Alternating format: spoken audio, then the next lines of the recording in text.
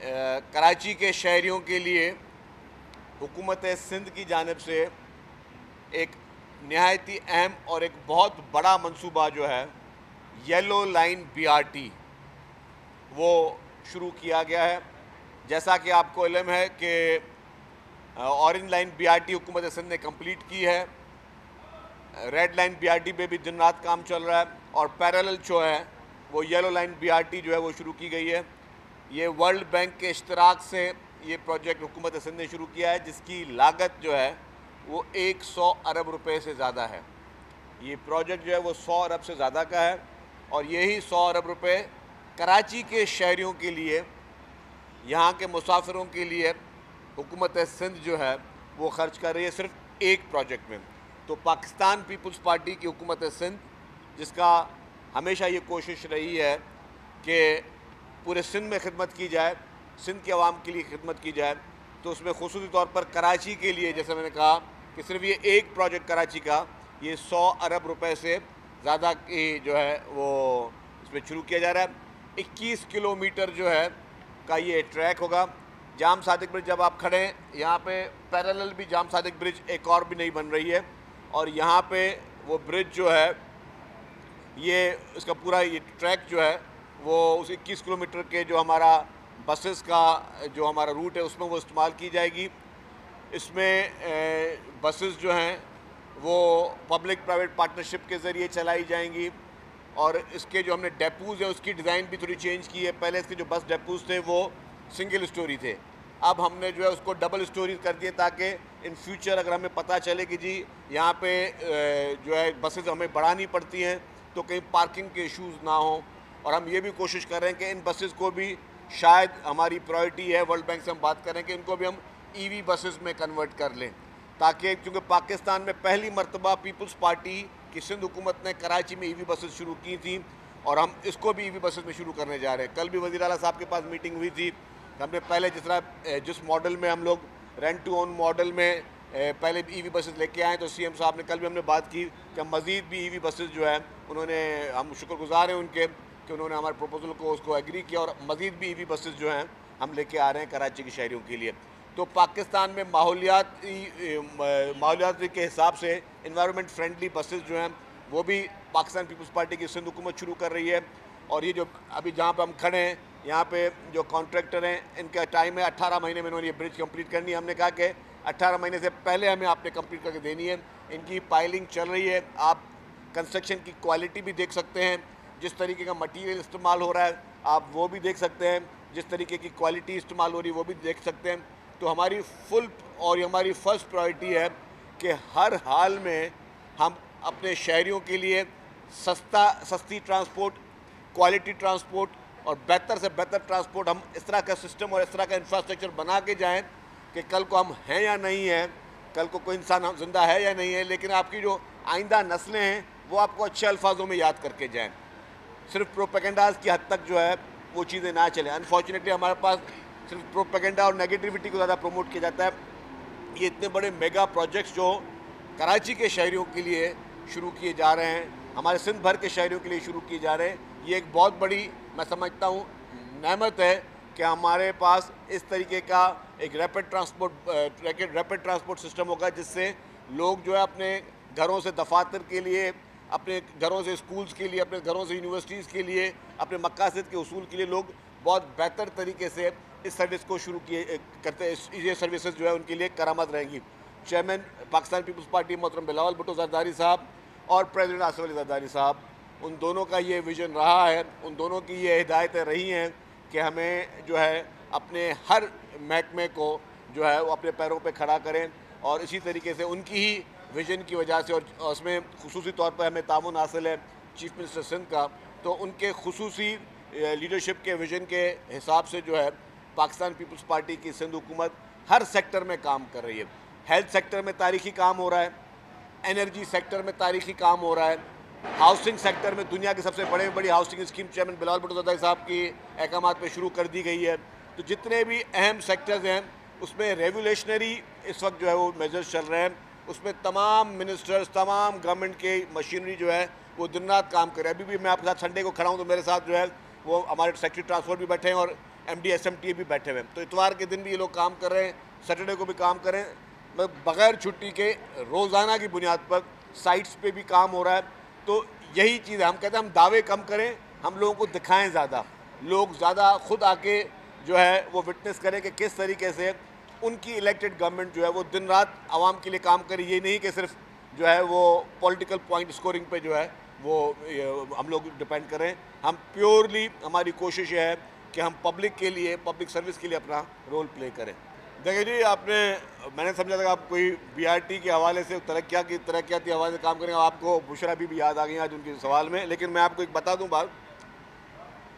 एक बात तो वाज़ेह है जनाब कि इमरान खान के लिए इसराइली लॉबी संजीदगी के साथ काम कर रही है, और वो जो इसराइली लॉबी जिसमें गोल्डस्मिथ फैमिली का एक बहुत ही अहम किरदार है, वो ना सिर्फ पूरी दुनिया में, खुसूसी तौर पर इस वक्त अमेरिका में भी गोल्डस्मिथ लॉबी जो है वो सरगर्म अमल है।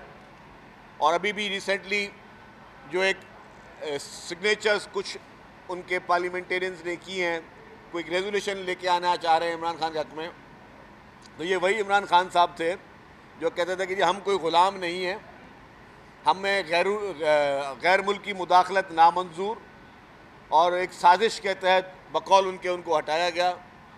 तो वो जो साजिश जिसका वो जिक्र कर रहे थे और जिस ममालिक का जिक्र कर रहे थे, आज उसी ममालिक में के पैरों पे गिरी हुई है PTI की लीडरशिप, उन्हीं ममालिक के पैरों पे गिरे हुए हैं उनके लॉबियस्ट, और वो पूरी इसराइली लॉबी जो है वो पैरों पे गिरी हुई है कि इमरान खान और उसकी फैमिली को रिलीफ दिया जाए।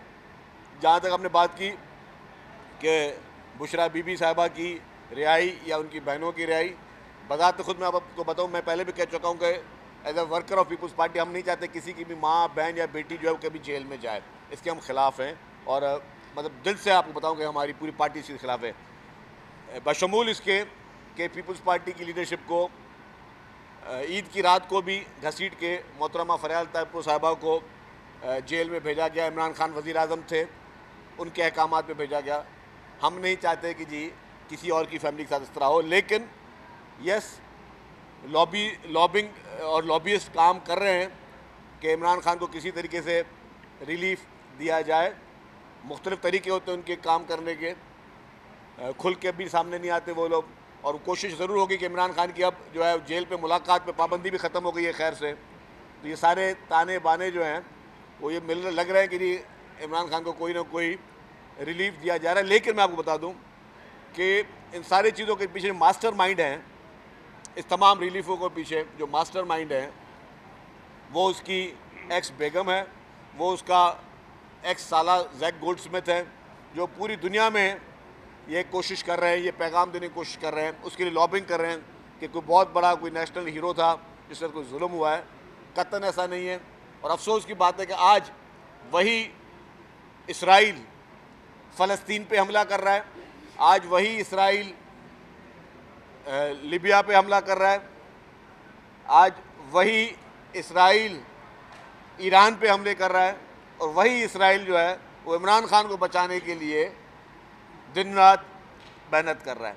तो अगर इन सारी चीज़ों के आप देखेंगे पस मंज़र, तो जो डॉक्टर इसरार अहमद का वो किताब और वो खिताब जिसमें कि इमरान खान एक इम्पोज किया गया है हमारे पास इसराइली लॉबियों की जानिब से, वो बातें आज सही साबित हो रही हैं। देखिए जी, मौलाना फजल रहमान साहब नहायत ही काबिल एहतराम और एक मोतबर सियासी शख्सियत है, और मैं समझता हूँ कि उनमें सबसे बड़ी खूबी मौलाना साहब की है कि वो कभी भी जो है फुल स्टॉप नहीं लगाते, वो बातचीत के दरवाजे बंद नहीं करते, वो डायलॉग पे यकीन रखते।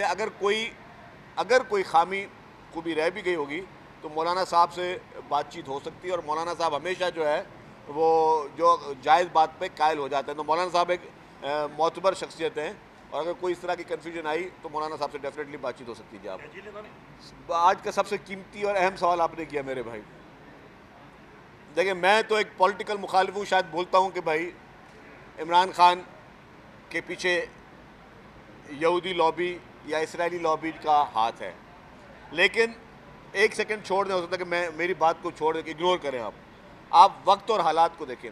आज से 25 साल पहले अगर डॉक्टर इसरार अहमद जो कि गैर सियासी शख्सियत हैं, वो कहते हैं कि जी इसराइली जो है वो लॉबी इसको लॉन्च करने जा रही है, तो देख लें।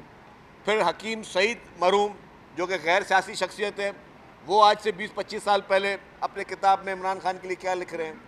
फिर मौलाना अब्दुल सत्तार ईदी साहब जिन्होंने कहा कि जी मोहतरमा बेनज़ीर भुट्टो शहीद की हुकूमत गिराने के लिए इमरान खान और जनरल हमीद गुल उनके पास आए।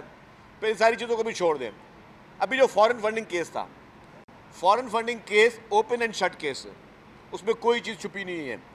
उसमें इलेक्शन कमीशन ऑफ पाकिस्तान जो कि पाकिस्तान का एक आइनी इदारा है, वो अपनी जजमेंट में, रिमार्क्स में नहीं बोल रहा हूँ, जजमेंट में लिखता है कि इमरान खान की पीटीआई को 2018 की इलेक्शन में भारत और इसराइल से फॉरेन फंडिंग हुई, और वो स्टेटमेंट नहीं देता, वो उसमें अकाउंट नंबर मेंशन करता है कि ये अकाउंट की डिटेल है, ये भेजने वाले का नाम है जो कि इसराइली है। एक इसराइली पाकिस्तान में सियासत करने के लिए इमरान खान को पैसे दे रहा है, पैसे भेज रहा है, उसके अगराज व मकासद क्या हो सकते हैं। फिर उसके बाद मरहूम अरशद शरीफ, शहीद अरशद शरीफ हमारे सहाफ़ी, वो टीवी पे प्रोग्राम करते हैं।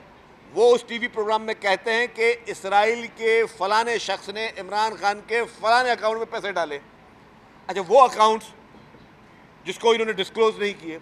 तो अगर इलेक्शन कमीशन ऑफ पाकिस्तान का फ़ैसला आ जाए, फिर मैंने कहा कि इसराइल जो कि ईरान में बर्बरियत कर रहा है, जो कि फ़लस्तीन में बर्बरियत कर रहा है, लिबियान में कर रहा है, हर जगह पे कर रहा है, जो कि ह्यूमन राइट्स की वायलेशन क्या, वो नस्ल कुशी कर रहा है, इंसानों की ज़ात को ख़त्म कर रहा है, इंसानों के वजूद को ख़त्म कर रहा है, इंसानियत के ख़िलाफ़ एक बर्बरियत कर रहा है। उसको कहीं पे ह्यूमन राइट्स की वायलेशन नज़र नहीं आती। और वो इमरान खान के जब गिरफ़्तार होता है, उस पर एक इंटरनेशनल कॉन्फ्रेंस में इसराइल का नुमाइंदा वो कहता है कि पाकिस्तान में ह्यूमन राइट्स की वायलेशन होती है। अगर इस इमरान खान की गिरफ़्तारी पे इसराइल की चीखें निकल रही हैं, तो इसका मकसद क्या है कि ये उनका पौधा है, ये उनका बेबी है, ये उनकी प्रोडक्ट है, ये उनका पैदा किया हुआ फितना है पाकिस्तान में। क्योंकि उनको पता है कि पाकिस्तान को, अल्हम्दुलिल्लाह, पाकिस्तान को शहीद जुल्फ़िकार अली भुट्टो ने एटमी ताकत बनाया हुआ है। पाकिस्तान से वैसे नहीं लड़ा जा सकता। पाकिस्तान से लड़ने के लिए यहाँ पे फितना होना चाहिए, यहाँ पे फसाद होना चाहिए, यहाँ पे अंदरूनी तौर पे कोई ऐसा पौधा उगाया जाए जो मुल्क को अंदरूनी तौर पे खोखला करे। उसके लिए इमरान खान को लॉन्च किया गया। तो इसराइल का जो पाकिस्तान के ख़िलाफ़ एटमी हथियार है, वो है इमरान खान न्याजी, जो कि उन्होंने लॉन्च किया हुआ है, और वो इस वक्त गिरफ्त में है। तो इस वक्त उसको रिलीफ मिलना, मैं समझता हूँ कि इनडायरेक्टली शायद हम जो है उस मकासद को कंप्लीट करने में या पूरा करने में उसकी कहीं से मदद कर रहे हो। आपका सवाल ये था, मैं दोहरा दूँ तो आपको आवाज़ नहीं है, कि भाई 26वीं आईनी तरमीम पे हम पीटीआई के पास क्यों गए जबकि इसराइल के और इमरान खान के गठजोड़ सामने आता है। तो मैं कहता हूँ भाई, मैं कहता हूँ कि इमरान खान के इसराइल से गठजोड़ है। मैंने ये नहीं कहा कि पीटीआई के इसराइल से गठजोड़ है। मुझे ये पता है कि बैरिस्टर गौहर को ये पता नहीं होगा, असद कैसर को ये पता नहीं होगा, क्योंकि ये खुफिया एजेंट जो होते हैं ना, ये अपने ज़ात को भी नहीं बताते कि मैं किसके लिए काम कर रहा हूँ। ये प्रोजेक्ट जहाँ से लॉन्च हुआ था, जिसकी डॉक्टर इसरार अहमद ने इसका जिक्र किया था, पूरी पीटीआई को मैं गाली नहीं दूंगा, पूरी पीटीआई के लिए बुरा भला नहीं बोलूँगा। पीटीआई के वर्कर तो मासूम हैं, उनको तो जो जिस तरीके का नैरेटिव बाहर सोशल मीडिया पे बना के पेश किया जाता है, तो वो बेचारे उसमें चले जाते हैं। उनको तो इतना बेचारों को इल्म नहीं है। तो ये गठजोड़ इमरान खान का और इसराइल का है, जिसके ऊपर इसराइल के जरीदों ने आर्टिकल लिखे हैं अभी रिसेंटली, आज से 1 महीना भी नहीं हुआ होगा। इसराइली जरीदों ने इसके हक़ में आर्टिकल लिखे कि ये हमारे हक़ के लॉबी। तो वो खुद भी मान रहा है। अब तो जब आपके अकाउंटों में पैसे इसराइलियों के गिर रहे हैं, इसराइल अपने जरीदों में उनके जेरूसलम पोस्ट जो है लिख रहा है, और जो सारी चीज़ें आ रही हैं, तो उसके बाद छुप क्या गया। अब कब आवाम आंखें खोलेंगे? हाँ, या तो ठीक है, अगर ये कुछ लोगों ने ये कबूल कर लिया है कि भले वो इसराइली एजेंट हो, हमें कबूल है, भले इसराइल जो है फ़लस्तीनियों की, मुसलमानों की, ईरानियों की, तमाम हमारे लोगों की जो है नस्ल कुशी कर रहा हो, फिर भी क्योंकि उनकी एक प्रोडक्ट इमरान खान है तो हमें फिर भी कबूल है, फिर तो वो उनकी मर्ज़ी है। बाकी इसके अलावा बाकी जहाँ तक आपने बात की उसकी इंक्रोचमेंट्स की, इंक्रोचमेंट जी उस पर रैपिडली काम हो रहा है, इंक्रोचमेंट कोई बीच में ना आने देंगे।